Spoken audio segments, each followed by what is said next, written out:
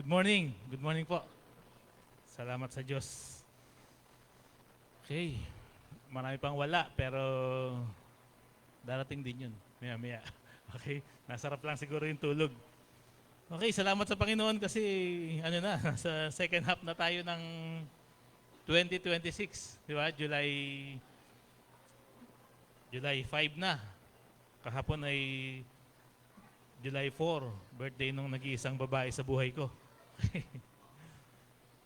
Okay, sige po, manalangin muna tayo. Panginoon, salamat po sa biyaya mo. Salamat po sa pag-iingat mo sa amin. Salamat po sa isang buong linggo na naging abala po kami sa iba't ibang bagay, Panginoon, sa trabaho, sa pag-aaral, at yung iba, Panginoon, ay nag-relax, nag-enjoy. Ngunit salamat, Panginoon, sapagkat narito po kaming muli, araw ng linggo. Katibayan, Panginoon, ang iyong biyaya na iningatan po kami sa loob ng isang linggo. Hindi mo kami pinabayaan. Salamat sa probisyon, salamat sa pabor. Salamat, Panginoon, sapagkat ikaw po ay tapat. Kahit na kami nagkukulang, kahit kami nagkakasala pa rin, kahit kami nagkakamali, hindi mo po kami pinababayaan. Kaya, Panginoon, sa umagang ito, marapat lamang, Panginoon, na pasalamatan ka namin, papurihan, sambahin, Panginoon, at muli po kami mag-aaral ng mga salita sapagkat alam po namin na ito po ang nais mo. Kaya ang aming pong kahilingan, Panginoon, bigyan mo po kami ng karunungan, bigyan mo kami pangunawa, Panginoon, upang sa umagang ito ay maunawaan po namin ang iyong mga salita. Gamitin po ako, Panginoon, tulungan mo ako, samahan mo ako, bigyan mo ako ng karunungan, Panginoon, upang maipahayag ng buong katotohanan ang iyong mga salita. Salamat po, Ama, sa biyaya mo. Ingatan mo yung mga kapatid namin na papunta pa lamang dito. Dalangin po namin naman na makarating na po sila, makasama namin sila sa aming pag-aaral sapagkat alam po namin na napakahalaga ng iyong mga salita para sa iyong mga anak sapagkat ito ang tanging gabay namin upang makapamuhay kami ng naaayon sa iyong kalooban. Salamat po, Panginoon. Pinupuri ka namin, sinasamba ka namin. Ito po ang aming dalangin sa pangalan ni Jesus. Amen. Amen. Okay. Ano po ba yung para sa inyo, pinakamahirap na utos ng Panginoon? Para sa inyo, James, para sa iyo, ano ba yung pinakamahirap na utos ng Panginoon? Sensya ka na, ikaw yung nakita ko.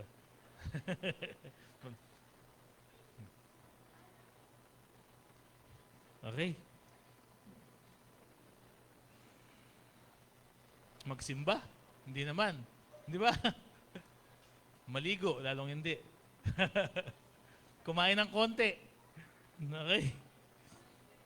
Yun. Mahalin mo yung asawa mo. Ay, yung kaaway mo pala. Mahalin ang kaaway. Di ba? Oo. Mahalin ang yung kaaway. Yun ang pinakamahirap kasi yung iba, kaya naman talaga natin gawin yan eh. Magsimba, manalangin, magbigay, lalo na kung pinagpapala ka naman. Madaling gawin yan eh. Ewan ko lang po sa iba. Madaling magbigay. Pero yung mahalin ang kaaway, yun po yung pinakamahirap. Diba? Kaya kung kaaway mo yung asawa mo, mahirap yun. Diba?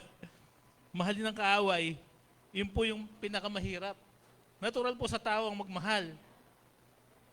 Natural sa tao, yung mahalin, yung mga nagmamahal sa kanya. Ngunit sa pag-uusapan po natin ngayong umaga, sa palagay ko po ay sasang-ayon kayo na marahil isa ito o ito na yata yung pinakamahirap gawin sa lahat ng ipinag-uutos ng Panginoong Hesukristo. Kakaiba po ang pag-ibig na itinuturo ng Panginoon. Pag-ibig sa mga nakasakit, pag-ibig sa mga naninira, pag-ibig sa kaaway, pag-ibig sa mga taong sa tingin mo ay hindi karapat-dapat mahalin ayon sa pamantayan ng tao. Mahalin ang kaaway o mahalin ang hindi kaibig-ibig kagaya ng pagmamahal mo sa sarili mo. Yun po yung pag-uusapan natin ngayon. Samahan niyo po ako sa ating series sa Luke chapter 6. Ang title po ng pag-uusapan natin ngayon, Loving the Unlovable. Luke chapter 6 verse 27 hanggang 36.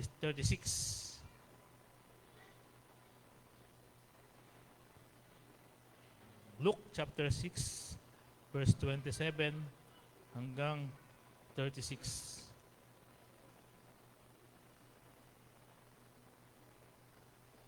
Ang pinaka-title po nito ay Ang Pag-ibig sa Kaaway. Ito po ang sabi, babasahin ko po. 27 hanggang 36. Subalit, sinasabi ko sa inyong mga nakikinig sa akin, mahalin ninyo ang inyong mga kaaway at gawan ng mabuti ang mga napopuot sa inyo.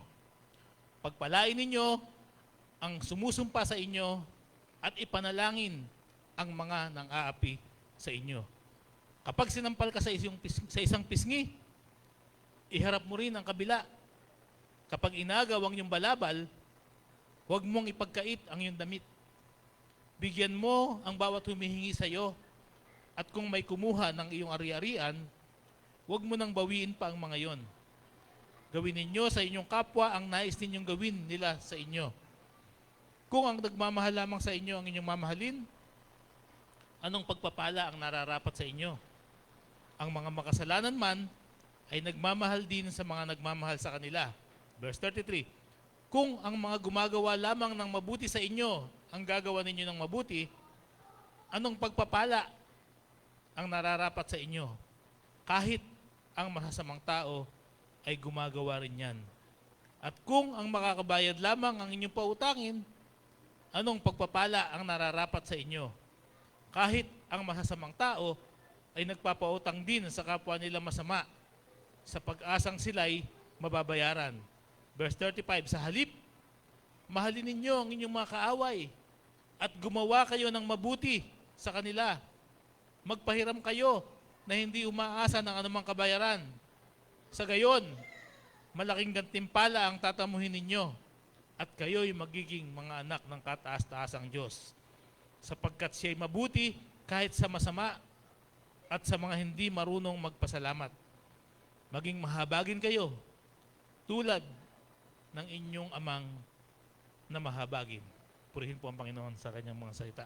So yun nga po, sabi ko nga po kanina, para sa akin, sa tingin ko, isa ito sa pinakamahirap sundin sa lahat ng pinag-uutos ng Panginoon. Mahalin ang iyong kaaway. Mahalin yung mga taong naninira sa inyo. Base rin sa binasa natin, mahalin yung mga taong sa tingin natin ay hindi karapat-dapat mahalin. Bakit kailangan nating ibigin ang mga hindi kaibig-ibig? Why do we need to love the unlovable? Sabi nga po ng verse 27 hanggang 28,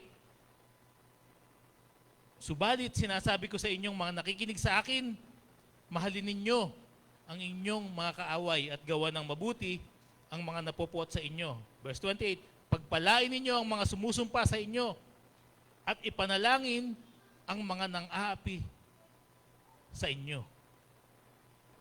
Unang-una, dahil ito, bakit kailangan nating mahalin yung mga hindi ka ibig-ibig o yung hindi ka mahal-mahal? Dahil ito iniutos ng Panginoong Hesus. Kung makikita natin doon sa unang-una, subalit sinasabi ko sa inyo, ang Panginoong Hesus po, ang nagsasalita rito, ang Panginoong Hesus, ang nag-uutos at nagbibigay ng instruction sa kanila. Tumutukoy po ito sa mga tunay na tagasunod niya. Ang mga tunay na tagapakinig, mga tunay na alagad. Ipinapakita po sa sinabing ito ng Panginoong Hesus na hindi lahat, maraming tao ron marami pong tao, maraming nakikinig, pero ipinapakita doon sa sinasabi ng Panginoong Hesus, tumutukoy po ito sa mga taong totoong nakikinig, mga taong handang sumunod sa Kanya. Patungkol po ito doon sa Kanyang mga disciple, doon sa Kanyang mga alagad, sa Kanyang mga disipulo. Sabi nga po natin kanina, maraming tao sa lugar na yon. Yung iba marahil, nag-uusyoso lang. Yung iba naghahanap ng iba't ibang bagay. Yung iba naghahanap ng kagalingan, naghahanap ng katugunan sa pangangailangan o naghahanap ng pagpapala. Maraming tao, ngunit kakaunti lamang ang tunay na naghahangad sa Panginoong Hesus. At Alam yan ng Panginoon. At dito nga po sa pinag-uutos niya sa kabuuan nito, hanggang mamaya makikita po natin kung sino ang tunay niyang alagad, kung sino ang tunay niyang tagasunod, o kung sino yung mga nag-uusyoso lang. Ang tinutukoy po niya rito ay hindi lang basta nakikinig, kundi yung mga taong nakikinig ng may pagtanggap. Nakikinig at handang sumunod. Nagpapakita po ito ng tunay na pakikinig ng may pananampalataya ay handang sumunod. Sa Luke chapter 6 verse 46 hanggang 47, tama pala yung sinabi ni Eman. Mainit pala rito pag nakaganto ka. Sa Luke chapter 6 verse 46 hanggang 47, may sinabi po ang Panginoong Hesus dito. Nang ikinuwento niya yung talinhaga ng dalawang taong nagtayo ng bahay. Ito po yung sabi, bakit din niyo ako tinatawag na Panginoon, Panginoon? Gayong hindi naman ninyo tinutupad ang sinasabi ko. Verse 47, sasabihin ko sa inyo, salamat anak, kung ano ang katulad ng taong lumalapit sa akin, nakikinig sa aking mga salita at nagsasagawa ng mga ito. Ibig sabihin, ang tinutukoy po ni Jesus Christ nung sinabi niya yung word na nakikinig dito ay yung mga taong nakikinig at handang magsagawa ng kanyang kalooban. Mga taong handang magsagawa ng kanyang mga pinag-uutos. Hindi yung nakikinig lang, nag-uusyoso, naghahanap ng kung ano. Yung tinukoy ni Jesus Christ dito na nakikinig, partikular po sa mga alagad po niya na handang sumunod, handang magsagawa ng kanyang mga sinasabi. Mga taong handang magpasakop sa kalooban ng Panginoong Jesucristo. Pangalawa, una sabi ko, tumutukoy po ito sa mga tunay na alagad niya o tunay na tagasunod niya. Yung sinabi niya po rito, nagpapakita rin po ito ng autoridad ng Panginoong Hesus bilang Panginoong Hesus, Panginoon. Hindi niya sinabi na ganito ang sinabi sa kasulatan o ganito ang sabi ng mga tagapagturo. Ipinapakita niya dito na siya mismo ay may kapahamalaan, may authority na magturo kung paano mamuhay ang kanyang mga tagasunod o ang mga taong kabilang sa kanyang kaharian. Kung sa Luke chapter 6 verse 20 hanggang 26, ipinakita ni Jesus Christ ang mga taong nababagay sa kaharian ng Diyos. Sabi po natin, ito po yung mga taong nagtitiwala sa Kanya. Luke chapter 6 verse 20 hanggang 26. Ipinakita po ni Jesus Christ dito kung sino yung mga taong nababagay sa Kanyang kaharian. Ito raw po yung mga taong hindi umaasa sa kanilang sarili. Hindi umaasa sa kanilang sariling gawa. Umaasa lamang sa Panginoong Jesucristo. Dito po parang sinasabi ni Jesus Christ, kung kayo ay kabilang sa aking kaharian, ganito dapat ang itsura ng buhay nyo. Sa halip na gumanti ang mga alagad, inuutusan po sila ni Jesus Christ na gumawa ng mabuti sa mga napopuot sa kanila. Ulitin ko, ang utos na ito ay para sa mga alagad lamang ng Panginoong Jesucristo, para sa mga tagasunod ni Jesus Christ. Bagamat pulutong ang mga tao sa lugar na yon, ulitin ko, tumutukoy po ito sa mga taong sumusunod lamang at handang sumunod sa Panginoong Jesucristo. Bakit po? Imposible po sa natural na tao na magawa ito. Naniniwala ba kayo ron? Imposible po sa isang tao na hindi sumasampalataya sa Panginoong Jesus na magawa po ito. Hindi po ito madaling gawin ng isang tao o hindi talaga magagawa ng tao malibang baguhin ng Diyos ang kanyang puso. Kasi ang natural sa tao, kapag ginawang ka ng masama, gaganti ka ng masama. Yung kasing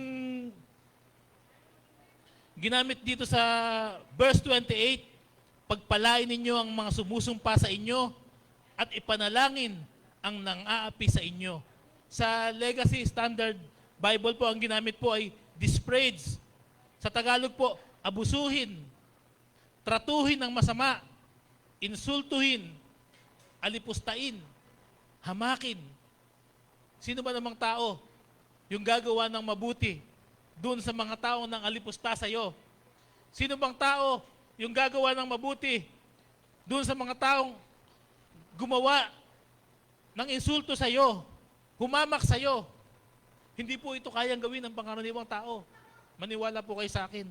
Dahil ang nature ng tao, kapag inalipusta mo, alipustahin ka rin. Kapag inabuso mo, gaganti po yan. Kapag sinabihan mo ng masama o hinamak mo, hindi po pwedeng magsawalang kibuyan. Iyon po yung nature ng tao. Iyon po yung pangkaraniwan o natural sa tao. Kahit anong bait niyan, kapag inalipusta mo, kapag hinamak mo, gaganti po yan. Gaganti at gaganti yan. Maliban na lamang po kung ang tao na ito ay tagasunod ng Panginoong Jesucristo. Yung mga taong sinasabi na binago ang puso.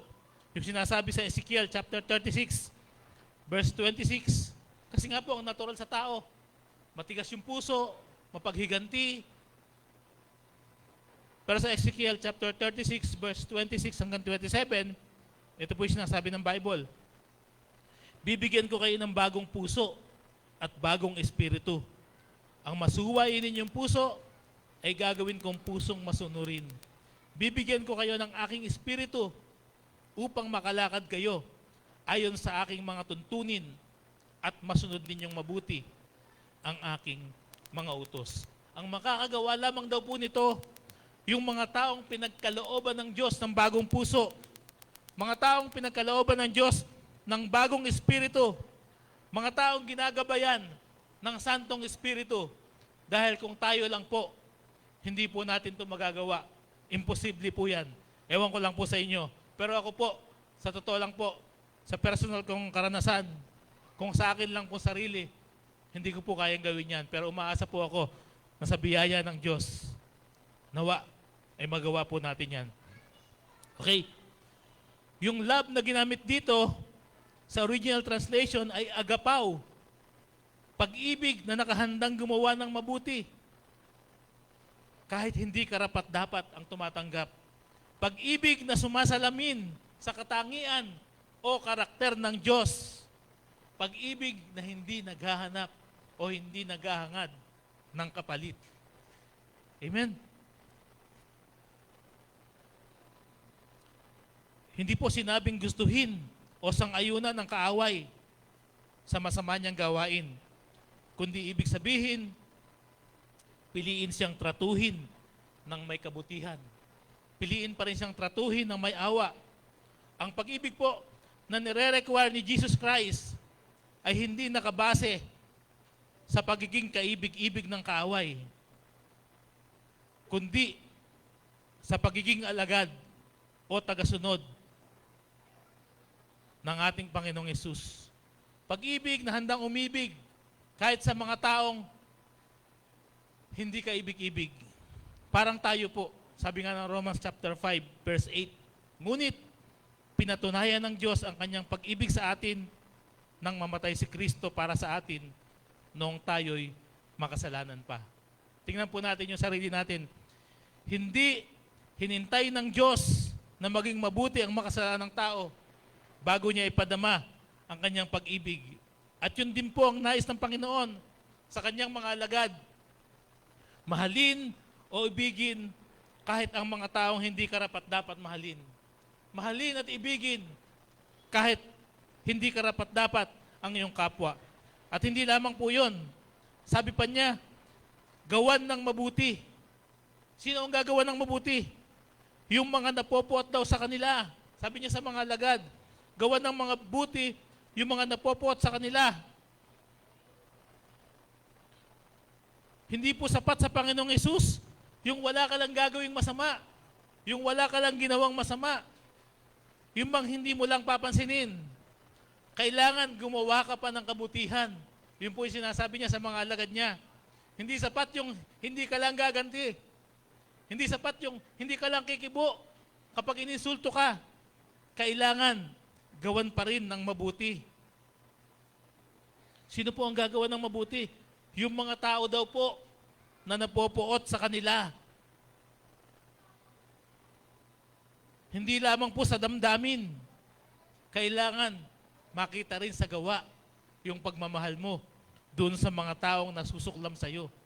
Parang ganun po yung sinasabi sa mga alagad. Hindi sapat yung hindi ka lang iimik, hindi ka lang lalaban, hindi ka lang kikibo. Kailangan gawan mo pa sila ng mabuti. Ang hirap, di ba? Ang hirap. Sabi nga, hindi po ito magagawa ng isang tao malibang gagabayan siya ng banal na Espiritu. Ulitin ko, hindi lang po sa damdamin. Kailangan makita rin sa gawa. Hindi lamang hindi paghihiganti. Kailangan pa rin gumawa ng mabuti. Ito pa po yung isa. Pagpalain ang mga sumusumpa sa inyo.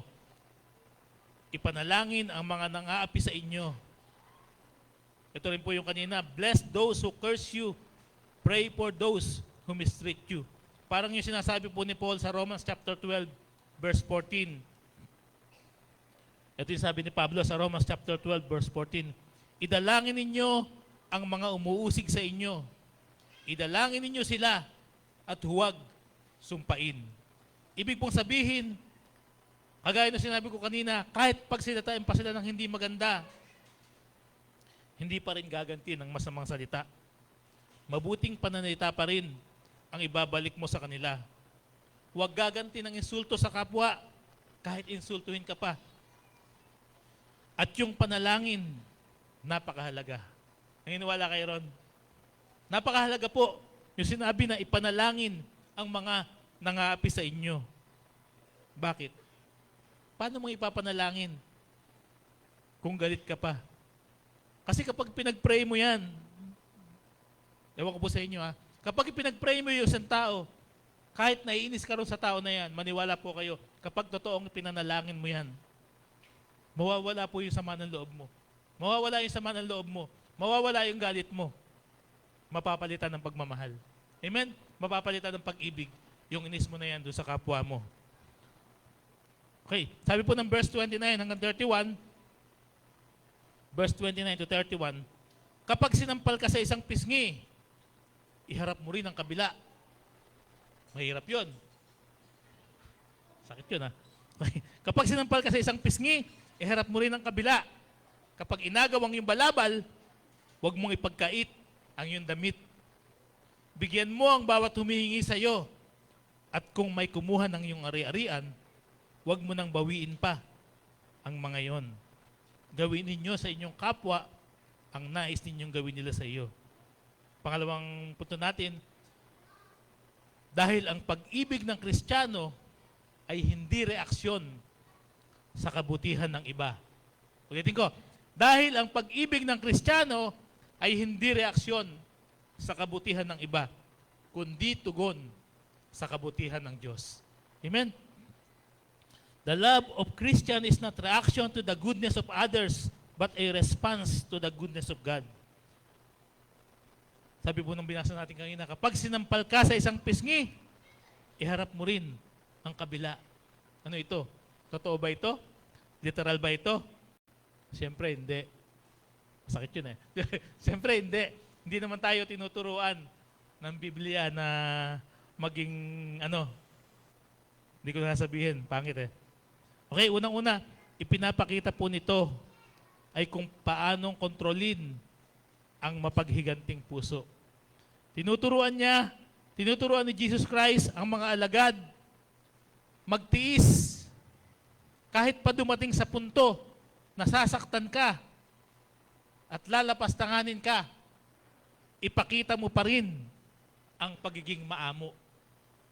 Pagiging mapagtimpi, pagiging mapagmahal, kahit pa umabot sa pagkaapi, alang-alang kay Kristo. Amen? Kahit pa umabot sa pagsabihan ka ng kung ano, umabot sa pagkaapi, alang-alang kay Kristo. Kung tunay ka kasing alagad ng Panginoon, ito po pakinggan nyo, kung tunay kang alagad ng Panginoon, parang ganito po yun, priority mo ang makasunod sa kalooban ng Diyos. Iiwasan mong gumawa ng mga bagay na alam mong ayaw ng Panginoon. Kaya dito po, parang itinuturo dito, kung tunay kang alagad ng Panginoon, Kung tunay silang alagad ng Panginoon, handa silang magdusa kaysa magkasala dulot ng paghihiganti. Kung dumating sa puntong may mananakit, iiwasan mo ito, pero hindi ka gaganti. Magpipigil, magtitiis, ipapaubaya sa Diyos ang paghihiganti dahil naniniwala ka na makatarungan ng Diyos at hindi siya papayag na hindi mabigyan ng katarungan kung anuman yung dinanas mong kaapihan, kung anuman yung dinanas mong naagrabyado ka. Sabi ng Romans chapter 12, verse 17 to 19, huwag ninyong gantihan ng masama ang masama. Sikapin ninyong mamuhay ng marangal sa harap ng lahat ng mga tao. Hanggat maaari, gawin ninyo ang inyong makakaya upang mamuhay kayo ng mapayapa kasama ng sinuman. Verse 19, mga minamahal, huwag kayong maghihiganti. Ipaubaya ninyo sa galit ng Diyos sapagkat nasusulat, akin ang paghihiganti. Ako ang gaganti, sabi ng Panginoon. Katulad po ng sinabi ko kanina, hindi po kasi ito normal sa tao. Hindi po ito pangkaraniwan sa tao. Kasi po, ang tao, kapag nasaktan, emosyonal man o pisikal, ang initial reaction talaga nito ay maghiganti, makabawi. Parang pakiramdam ng tao na de-degrade siya kapag nagsawalang kibo siya. Kaya dito po ay pinapakita nito ang kaibahan ng pangkaraniwang tao sa mga alagad ng Panginoon. Kaya nga sabi ko kanina paulit-ulit, ang kausap ni Jesus Christ dito, yung kanyang mga alagad. Dahil yung hindi niya alagad, hindi po kayang gawin to. Yung mga hindi tagasunod ni Kristo, hindi po kayang gawin to. Okay?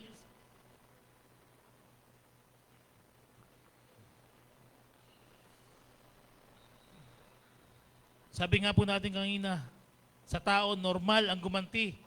Normal ang manumbat. Normal ang magalit.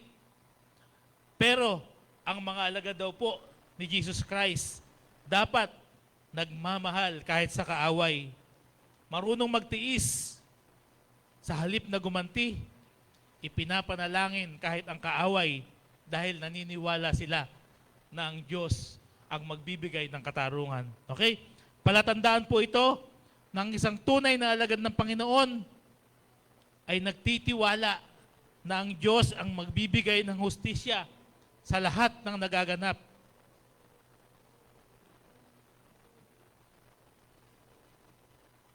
Nagbigay po ng halimbawa dito si Jesus Christ. Alam naman natin yan. Si Jesus Christ, siya ang tunay na lingkod na ininsulto, dinuraan, sinampal, pinahirapan, ngunit hindi gumanti hanggang ipinako siya sa krus. At isipin po natin, wala po siyang kasalanan. Amen? Si Jesus Christ, wala po siyang kasalanan. Bakit ikaw, hirap na hirap kang magpakumbaba? Bakit tayo, hirap na hirap tayong tanggapin na kung minsan naiinsulto tayo, kung minsan inaalipusta tayo, hirap na hirap tayong tanggapin, hirap na hirap tayong gumawa ng mabuti.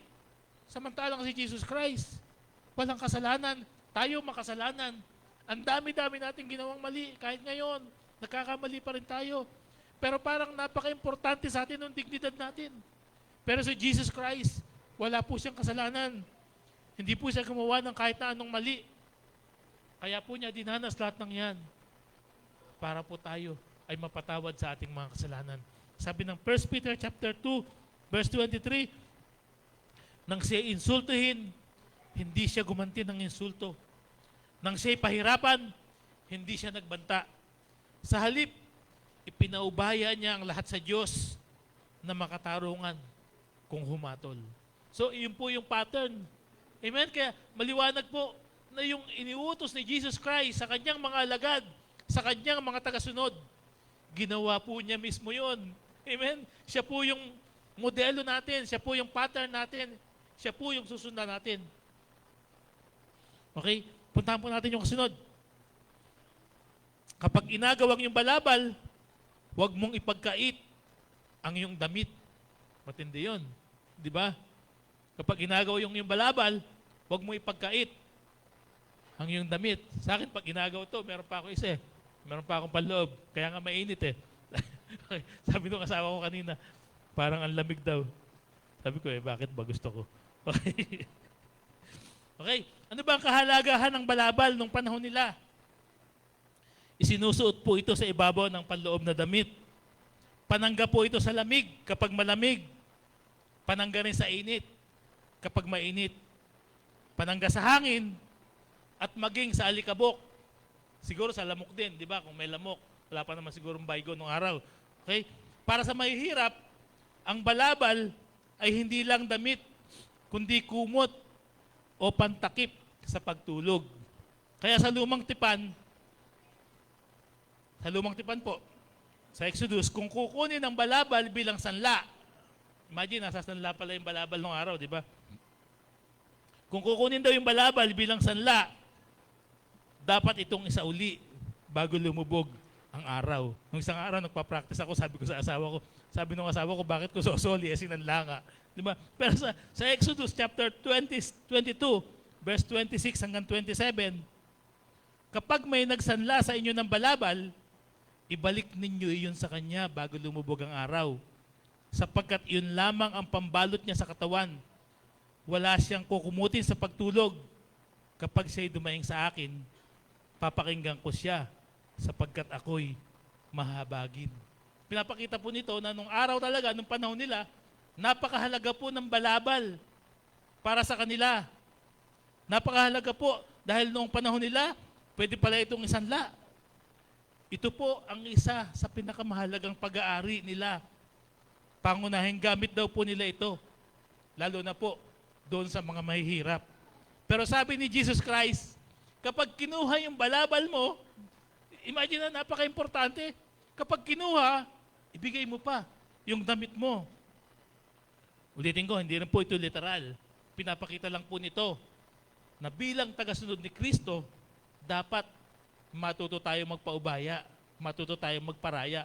Huwag masyadong, huwag masyado yung, nadidegrade ako, naiinsulto ko. Sorry po, huwag masyadong mataas yung tingin sa sarili dahil lahat naman po tayo ay maruming basahan lang sa harap ng ating Panginoon. Okay? Pinapakita po dito ng pagsunod sa Panginoon ay tungkol sa kahandaang magparaya kahit sa pinakamahalagang bagay. Kahit yung pinakamahalagang bagay, ibig ko sabihin, kahit yung pinakamahalagang bagay sa kanila, sa mga alagad, dapat daw kaya nilang bitawan, kaya nilang iwan para makasunod lang sa Panginoong Jesucristo. Itinuturo po dito ng isang alagad ng Panginoong Hesus ay hindi nabubuhay para lamang ipaglaban palagi ang karapatan, para lamang ipaglaban palagi ang dangal, o kahit pa ang kanyang ari-arihan. Sa halip, dapat ay handa silang magparaya, alang-alang sa pag-ibig, alang-alang sa kapayapaan, alang-alang sa hangaring makasunod kay Jesus Christ. Hindi ibig sabihin na nangungunsinti o binabaliwala ang kasamaan. Hindi rin po isinasantabi ang katarungan na sinasabing hindi ka maaaring maghabol kapag may kinuha sa iyo. Ang ibig lamang pong ituro dito ni Jesus Christ ay huwag na huwag gaganti. Huwag pairalin ang mapaghiganting puso. Huwag hayaang ang mga bagay na mahalaga sa kanila ay maging dahilan upang suwayin nila ang kabutihang dulot ng pag-ibig na itinuturo ng Panginoong Hesus. Bunga pa rin ang pusong binago ng Diyos. Itinuturo po ng Panginoong Hesus, okay lamang pahalagahan ang maraming bagay dahil ito naman ay kaloob din ng Diyos. Ngunit dapat ang pinakamahalaga pa rin sa isang tunay na alagad ni Jesucristo ay masunod ang kanyang kalooban. Maipakita ang pag-ibig kahit sa mga taong hindi ka ibig-ibig. Verse 30, sabi rito sa verse 30, bigyan mo ang bawat humihingi sa iyo. At kung may kumuha ng iyong ari-arian, huwag mo nang bawiin pa ang mga yon. Hindi rin po ito literal. Hindi rin po obligado na magbigay ka sa lahat ng nanghihingi sa iyo. Kasi pag lumabas ka, ang dami. Di ba? Kaya hindi po ito literal. Katulad din po na nasabi ko kanina, hindi literal na hindi mo nahahabulin ang mga nang-abuso sa iyo o kumuha ng ari-arian mo.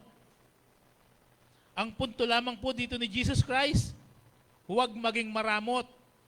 Huwag sarado ang puso kapag may humihingi ng tulong, pero huwag magpapaabuso. Okay po? Huwag namang magpapaabuso.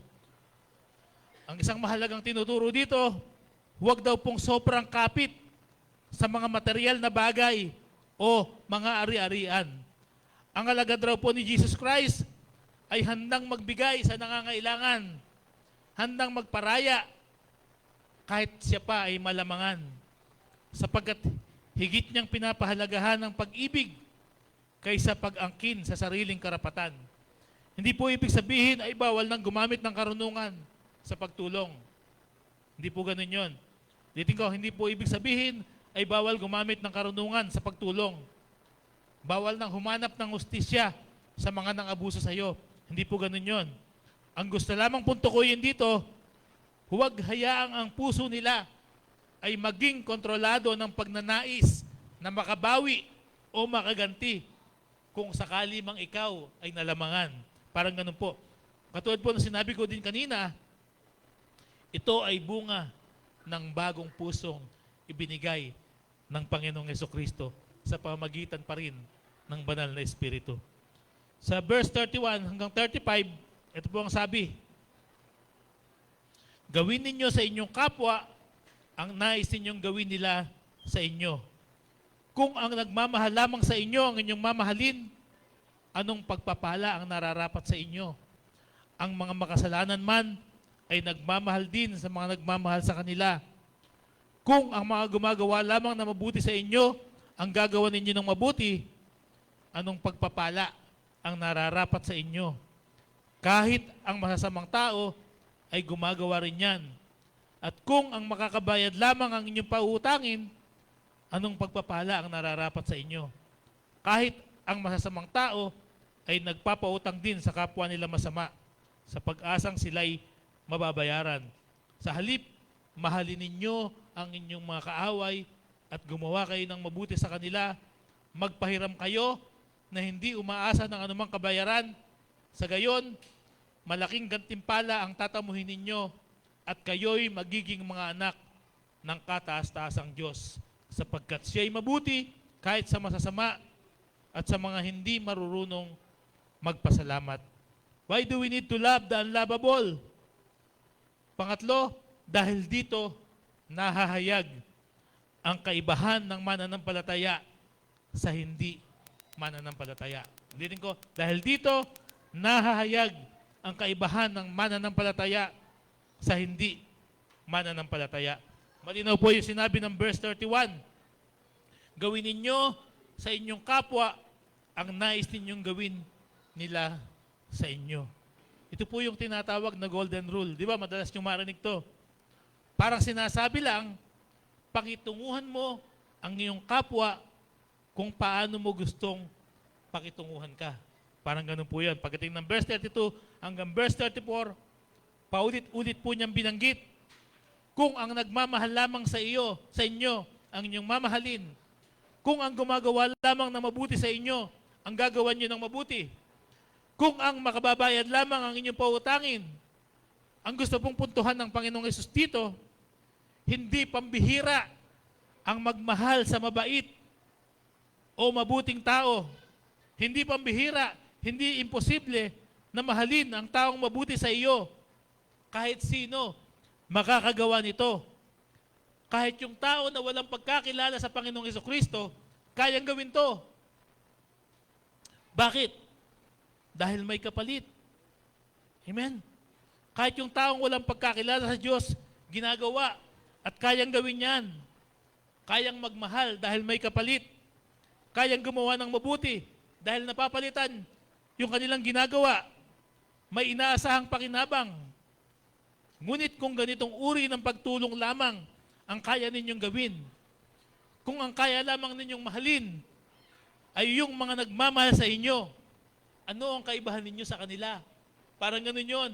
Ano ang kaibahan ninyo sa mga hindi tagasunod ni Jesus Christ kung iyon lang din ang kaya ninyong gawin. Dahil sila man, kaya rin nilang gawin yon.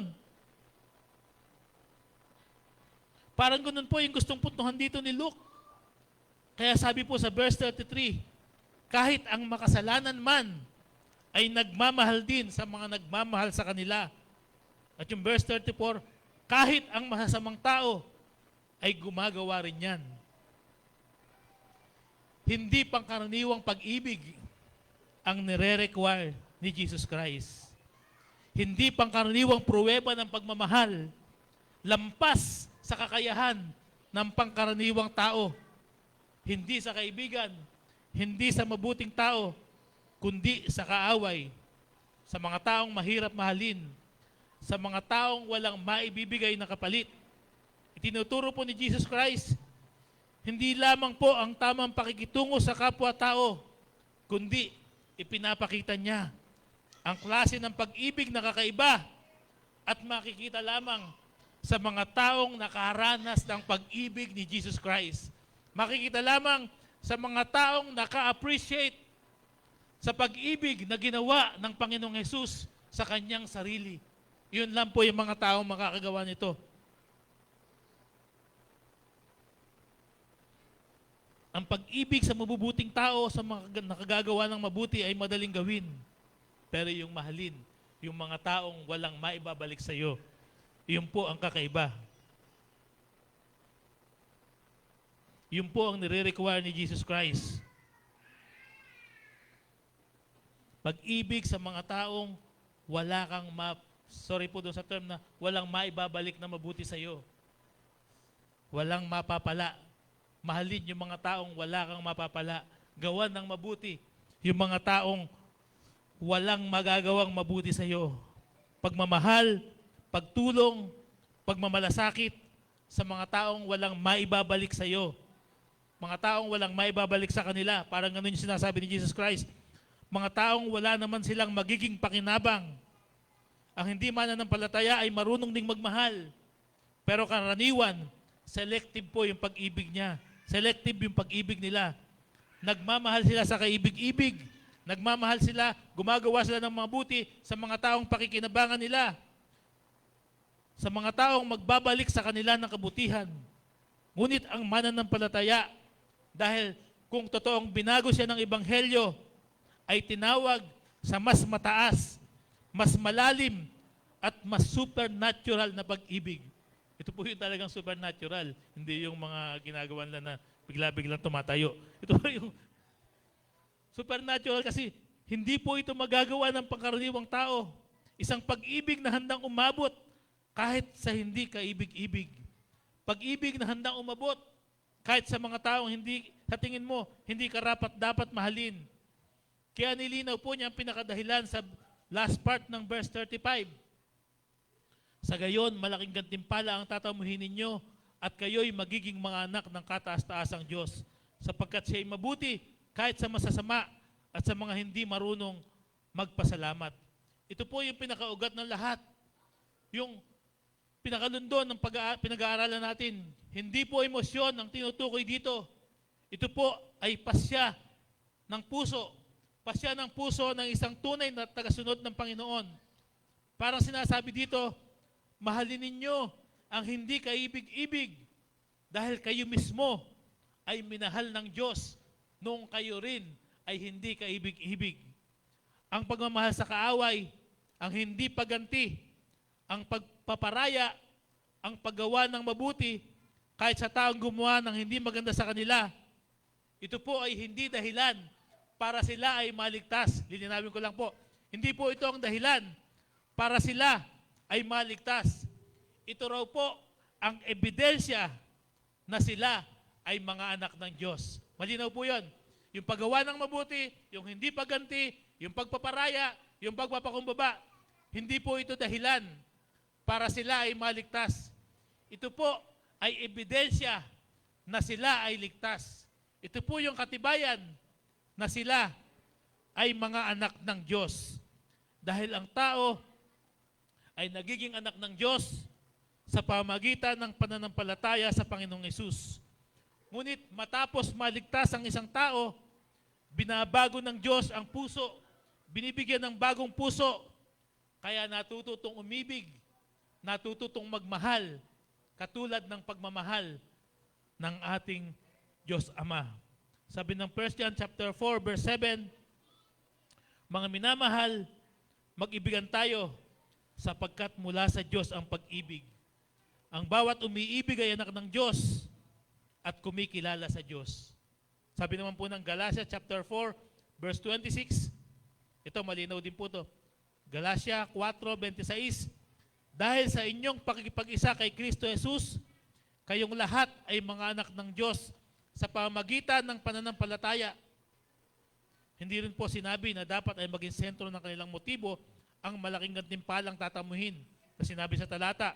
Sa halip, itinuturo niya na nakikita ng Ama ang pagsunod ng kanyang mga anak. At ang Ama ay hindi bulag sa pag-ibig, kabutihan, at pagtitiis na ginagawa ng kanyang mga anak alang-alang sa Panginoong Jesucristo. Ang gantimpala dito ay hindi kabayaran sa kabutihang ginawa ng sinuman, kundi biyayang kaloob ng Ama sa kanyang mga anak. Sabi nga po ng Hebrews chapter 6, verse 10, makatarungan ng Diyos, hindi niya malilimutan na inyong ginawa at ang pagmamahal na inyong pinakita at hanggang ngayon pinapakita sa pamagitan ng paglilingkod nyo sa mga hinirang ng Diyos. Bagat ito po ay hindi tumutukoy sa pagkapakita ng kabutihan sa mga lingkod ng Diyos, ganun din naman po yan. At sabi po ng verse 36, maging mahabagin kayo tulad ng inyong Ama na mahabagin. Yun po ang pinakamalinaw na dahilan. Bakit kailangan maging mahabagin, maging maawain, maging mapagmahal ang mga tagasunod ni Kristo. Yun po yung pinakamalinaw. Maging mahabagin kayo tulad ng inyong Ama na mahabagin. Tumutukoy po ito sa ating Panginoon, sa Diyos Ama na nahabag sa mga taong makasalanan. Ibig pong sabihin, ang pag-ibig sa hindi kaibig-ibig, ang pagtulong sa mga taong hindi mabuti, ang paggawa ng mabuti sa mga taong masasama, ang pagtulong sa mga taong walang kakayahang magbalik ng kanilang mga nagawang kabutihan ay hindi lamang simpleng kabutihang asal. Ito po ay sumasalamin sa katangian o karakter ng Diyos. Kaya malinaw po ng basihan ng pag-ibig ay hindi kung ano ang nakasanayan ng tao o kung ano ang ugali ng tao. Lalong hindi rin po sa kung ano ang ugali o karakter na ginawa ng kapwa mo. Ang basihan ng pag-ibig ay ang karakter mismo ng Diyos. Amen? Dahil ang Diyos ay mahabagin. Be merciful just as your Father is merciful. Hindi lamang daw po one-time act ito. Hindi lang po isang beses. Sa original translation, sinasabi daw po ito, patuloy kayong maging mahabagin. Ugaliin na ninyo yung pagiging mahabagin. Parang ganun po. Nasa karakter na raw dapat ninyo ang ganito. Parang ganun yung sinasabi ni Jesus Christ. Nasa karakter na ninyo yung pagiging mahabagin. Bahagi na ng buhay ninyo yung pagiging mahabagin. Hindi lang isang beses gagawin. Hindi lang isang beses ipapakita. Ganito ka na. Ganito ka na. Kung taga-sunod ka ni Jesus Christ, ganito ka na palagi. Paulit-ulit. Nasa karakter na dapat ninyo ang ganito. Ito na dapat yung way of life ninyo, kayong mga taga-sunod ni Jesus Christ. Parang ganon. Yung mercy ay hindi lamang ordinaryong awa na nararamdaman ng tao. Bagkus may compassion. May compassion na magtutulak sa iyo upang tumulong ka o tulungan ng iyong kapwa-tao. Ang pagiging maawain ay likas sa Diyos. Isa ito sa pinakadakilang katangian ng Diyos. Sa lumang tipan, paulit-ulit na inilarawan ng Diyos bilang mahabagin at mapagmahal. Sa Exodus chapter 34 verse 6, si Yahweh ay nagdaan sa harapan ni Moises at sinabi niya, akong si Yahweh ay mahabagin at mapagmahal. Hindi ako madaling magalit. Patuloy kong ipadarama ang aking pag-ibig at ako'y mananatiling tapat. Sa awit 103 verse 8, si Yahweh ay mahabagit mapagmahal, hindi madaling magalit, wagas ang pag-ibig. Lagi pong magkakambal yung pagiging mahabagin, yung pagiging mapagmahal. Kaya't sa sinabi ni Jesus Christ na maging mahabagin kayo tulad ng inyong amang nasa langit, tulad ng inyong amang mahabagin, parang sinasabi niya, ipakita ninyo sa pamamagitan ninyo ng inyong buhay kung ano ang karakter ng Ama.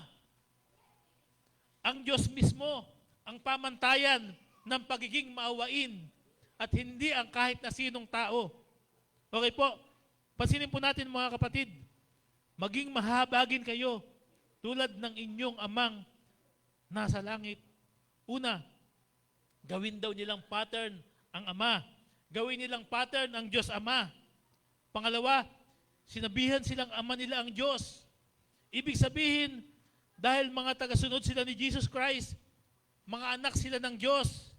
Yun po ang napakahalagang dahilan. Dahil mga anak sila ng Diyos, kaya dapat nagre-reflect sa kanila ang karakter ng Diyos Ama na mahabagin. Amen? Dahil mga anak sila ng Diyos, dapat nagre-reflect sa kanilang pagkatao ang karakter ng Diyos Ama. Kahit po tayo, kung kinaklaim natin na tayo ay sumampalataya kay Jesus Christ, mga anak tayo ng Diyos, dapat nagre-reflect sa ating buhay, sa ating karakter, ang karakter ng ating Diyos Ama at ng ating Panginoong Jesucristo. Okay po, huwag po natin kalilimutan na kaya tayo naligtas at nabigyan ng karapatan na maging mga anak ng Diyos na sinasabi sa John 1:12 ay dahil nahabag sa atin ng Diyos. Kasunod nito, ipinakita rin ng talata na bilang mga anak ng Diyos, dapat ang isang taong sumampalataya sa Panginoong Jesucristo ay mayroon ng bagong kalikasan. Kalikasan unti-unting hinuhubog upang maging katulad ng ating Panginoon. Isang mahalagang paalala po, ang pagiging maawain ay hindi nangangahulugan na nangungunsinti ng kasalanan. Ulitin ko po, hindi nangangahulugan na nangungunsinti ng kasalanan. Hindi rin nangangahulugan na aayunan o hahayaan na lang ang maling gawain. Ang Diyos po ay banal. Ang Diyos ay matuwid, makatarungan, pero maawain. Kaya hindi po natin dapat konsentihin ang kapwa na gumagawa ng kasalanan. Sa halip, sawayin po ito o ituwid ng may habag at may pag-ibig. Kahit sa bahagi ng pagtutuwid, sa bahagi ng pagpapaalala, hindi po dapat mawala yung pagpapakita ng pagmamahal. Sa conclusion po natin, ang mundo po natin ay marunong magmahal. Sabi ko nga po kanina, marunong magmahal sa mga kaibig-ibig. Ngunit ang tunay na tagasunod ni Jesus Christ ay tinatawag na mahalin, maging yung mga hindi kaibig-ibig. Madali ba to? Mahirap po ito. Sabi ko nga kanina, mahirap po ito. Mahirap. Ngunit hindi imposible. Sapagkat ang Espiritu ng Diyos ang kumikilos sa mga taong tunay na binago ng Ebanghelyo. Amen? Ang banal na Espiritu ng Diyos ang kumikilos doon sa mga taong totoong sumampalataya kay Jesus Christ. Mga taong totoong binago ng Ebanghelyo. Kaya tandaan po natin, sana magkaroon po tayo ng goal na simula po sa araw na ito, ipakita po sa ating pamilya, sa trabaho, sa school, sa simbahan, o saan lugar ka man magpunta, ang uri ng pag-ibig na unang ipinakita ng ating Panginoong Jesucristo sa atin. Sa bawat pagkakataong pinipili po natin magmahal kaysa gumanti, ang Ebanghelyo ay hindi lamang po nahahayag, kundi mas lalo po tayo nagiging handa na magpakita ng awa, magpakita ng habag, magpakita ng pag-ibig doon sa mga taong sa tingin natin ay hindi kaibig-ibig. Tayo man, hindi rin naman tayo kaibig-ibig, pero inibig tayo ng Diyos. Hindi rin tayo kamahal-mahal, pero minahal tayo ng Diyos. Yung katotohanan na si Jesus Christ ay namatay sa krus para tayong lahat, para tayo ay hindi maparusahan. Yun po ang lagi nating lalagay sa isip natin. Ang pag-ibig ay hindi lamang damdamin, hindi puro emosyon, kundi pagkilos. Dapat po nating ipanalangin ang ating mga sarili, ipanalangin ang mga taong nakasakit sa atin, magsalita ng may kabaitan sa halip na gumanti, humanap ng pagkakataong gumawa ng mabuti kahit sa tingin mo ang taong ito ay walang magagawang mabuti sa iyo. Humanap ng pagkakataon na gumawa ng mabuti kahit sa tingin mo wala ka namang mapapala sa taong ito. Bakit? Bakit mo ginagawa ito? Dahil anak ka ng Diyos. Dahil ama mo ang Diyos. Ang Diyos Ama ay mahabagin. Ang Panginoong Jesucristo ay mahabagin. Nahabag siya sa atin, kaya si Jesus Christ ay namatay sa krus dahil nahabag siya sa atin. At hanggang ngayon, patuloy pa rin siyang nahabag. Kaya, huwag po nating sabihin na hindi ko kayang mahalin yung taong to. Hindi ko kayang kaawaan yung taong ito. Tingnan mo yung sarili mo. Kinaawaan ka lang din ng Diyos. Kinahabagan ka lang din ng Diyos. Magsalita ng mabuti sa ating kapwa sa halip na gumanti. Humanap ng pagkakataong gumawa ng mabuti kahit walang kapalit. Ulitin ko, kahit wala kang mapapala sa taong to. Ang ganitong pamumuhay ang nagiging buhay na patotoo ng ebanghelyo ng ating Panginoong Jesucristo ay makapangyarihan. Amen? Sa kilos, sa pagsasalita, sa pakikitungo sa kapwa-tao, sa pagpapahayag ng pagmamahal sa mga taong hindi gumagawa ng mabuti sa iyo, nahayag po ang kapangyarihan ng ebanghelyo dahil katibayan na ikaw ay binago ni Kristo. Ang layunin ng ating pag-ibig o ang layunin ng ating pagpapakita ng pagmamahal ay hindi lamang upang tayo ay purihin ng tao, hindi upang masabihan tayo ng maganda, kundi upang ipakita natin ang karakter ng Diyos sa ating buhay. Kapag pinili nating magmahal, kapag pinili nating gumawa ng mabuti kaysa gumanti sa mga taong nakasakit sa atin, ipinapakita natin na tayo ay tunay na anak ng kataas-taasang Diyos. Dahil dapat nagre-reflect sa atin kung ano ang karakter ng ating Diyos Ama. Ulitin ko po, kung titingnan mo sa sarili mo, mahirap. Hindi mo kayang gawin to.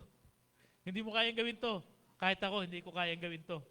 Kasi ang nature ng tao kapag nasaktan, ang nature ng tao kapag naagrabyado, kailangan kong gumanti.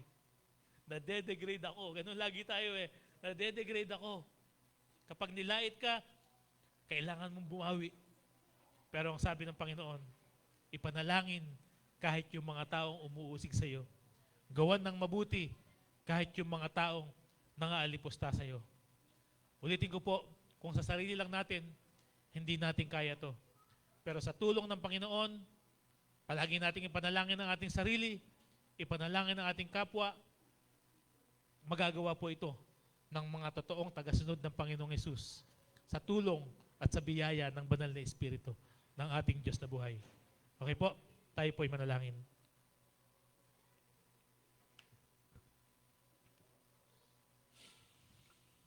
Ama naming Diyos na makapangyarihan sa lahat, salamat po. Salamat po, Panginoon, sapagkat naawa ka sa amin. Lord, sa oras pong ito, buong kababaang loob po kaming lumalapit sa iyo. Lord, lahat naman kami, madalas ang tingin namin sa sarili namin, kailangan kaming respetohin, kailangan kaming igalang. Patawarin mo po kami, Panginoon. Madalas kapag gumagawa kami ng mabuti, naghahanap po kami ng kapalit ng mabuting bagay. Patawarin mo kami, Panginoon, sapagkat matagal na rin po kami naglilingkod sa iyo. Ngunit, mayroon pa rin po kami damdamin na nagmamalaki kami. Tingin namin sa sarili namin, deserve namin yung mga bagay na dapat ibigay sa amin. Lord, sa umaga pong ito, humingi po kami ng tawad sa iyo. Humingi po kami ng tulong sa pamagitan po ng Banal na Espiritu, Panginoon. Lord, gabayan mo po kami sa araw-araw ng aming pamumuhay. Iba't ibang lugar ang aming pinupuntahan. Iba't ibang bagay ang aming ginagawa. Iba't ibang tao ang aming nakakasalamuha. Iba't ibang ugali ng tao, Panginoon, ang aming na-encounter. Panginoon, dalangin po namin, kahit saan man kami magpunta, kahit sino mang tao ang makasalamuha namin, nawa, Panginoon, mag-reflect pa rin sa amin ang karakter ng aming Panginoon, ang karakter ng aming Diyos. Makita sa aming buhay, Panginoon, hindi lamang sa aming pagkasalita, makita sa aming kilos, sa aming mga ginagawa, na kami ay mga tagasunod mo. Lord, tulungan mo kami na minsan, kahit makaranas kami, Panginoon, ng mga panginsulto, makaranas kami na gawang kami ng hindi maganda, nawa ay matuto kaming palitan pa rin ito ng pangunawa, palitan pa rin ito ng pag-ibig, Panginoon. Lord, tulungan mo kami, Panginoon, na sa kabila ng magulong mundong ito, sa kabila ng maraming hindi magandang pangyayari, Lord, pag-ibig pa rin po ang maghari sa aming mga puso. Huwag po kami mag-iisip na maghiganti. Huwag po kami mag-iisip na manginsulto sa aming kapwa. Huwag po kami mag-isip na gumawa ng hindi maganda. Dalangin po namin, Panginoon, na sa aming pamumuhay, makita yung ebidensya na kami ay mga tagasunod mo. At maipakita namin, Panginoon, na ang puso namin ay binago na po ninyo. Kaya, Panginoon, ang aming pong dalangin sa bawat kapatid ko na narito ngayon na nakarinig ng iyong mga salita, nawa ay palagi po namin maisagawa yung mga bagay na nais mong gawin namin. Magpakita ng pagmamahal, gumawa ng mabuti, gumawa ng tama, kahit sa mga taong wala kaming mapapala, kahit sa mga taong walang ginagawang mabuti sa amin. Katulad ng sinabi mo, Panginoon, hindi sapat yung wala lang kaming gagawin. Hindi sapat yung hindi lang kami gaganti. Bagkus, Panginoon, palagi po kaming gumawa ng mabuti sa mga taong nakakasalamuhan namin. Salamat po, Panginoon. Patuloy mong ayusin ang puso namin sa lahat ng mga kapatid ko, Panginoon, dito sa church na ito, sa bawat pamilya, Panginoon, sa amin. Nawa ay makita po sa amin na kami nga ay tunay ng mga tagasunod mo at makikita po ito sa pamagitan ng kung paano namin mahalin ang aming kapwa-tao. Salamat po sa bawat pagkakataon na ibinibigay mo sa amin at nawa, Panginoon, sa bawat kilos, sa bawat pagsalita namin, sa bawat ginagawa namin, mabigyan ka po ng kaluwalhatian, mapapurihan ang iyong dakilang pangalan. Pinupuri ka namin, Panginoon, sinasamba ka namin. Ito pong aming dalangin sa pangalan ni Jesus. Amen. Amen. Sige po.